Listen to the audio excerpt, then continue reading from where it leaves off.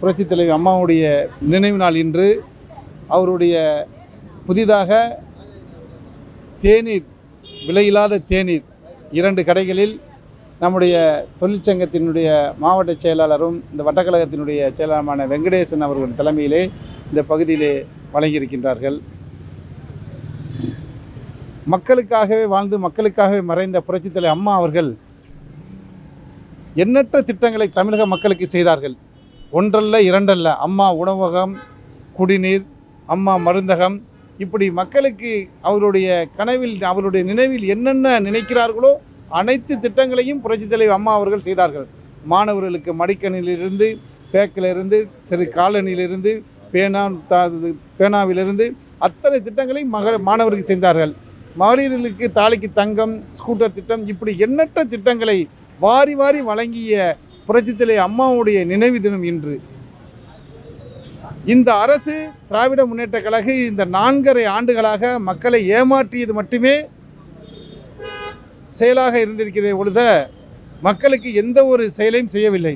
புரட்சித் தலைவி அம்மா அவர்கள் கொடுத்த திட்டங்களை எதையுமே செய்யவும் இல்லை, நிறைவேற்றவும் கிடையாது.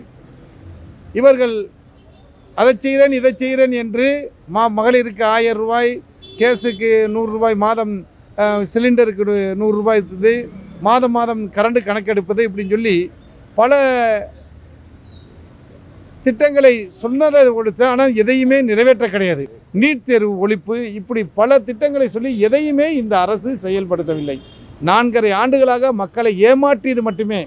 அது மட்டுமல்லாமல் கரண்ட் விலை உயர்வு, வீட்டு வரி உயர்வு, சொத்து வரி உயர்வு, குப்பை வரி உயர்வு, அத்தியாவசிய பொருட்கள் எல்லாம் உயர்ந்திருக்க ஒழிச மக்கள் என்றைக்கு அந்த 2026இல் தமிழகத்தினுடைய முதல்வர் எடப்பாடியார் தமிழகத்திலே பொறுப்பேற்பார்கிற ஆவலுடன் தமிழக மக்கள் எதிர்பார்த்து கொண்டிருக்கின்ற நாள் கூடிய விரைவில் வரும்.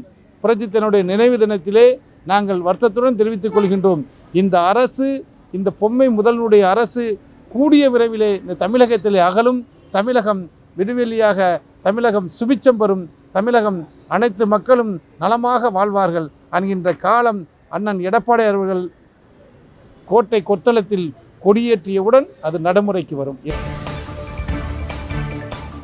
செய்திகளை உடனுக்குடன் தெரிந்து கொள்ள நமது அம்மா இணையதள தொலைக்காட்சியை சப்ஸ்கிரைப் செய்து அருகில் உள்ள பெல்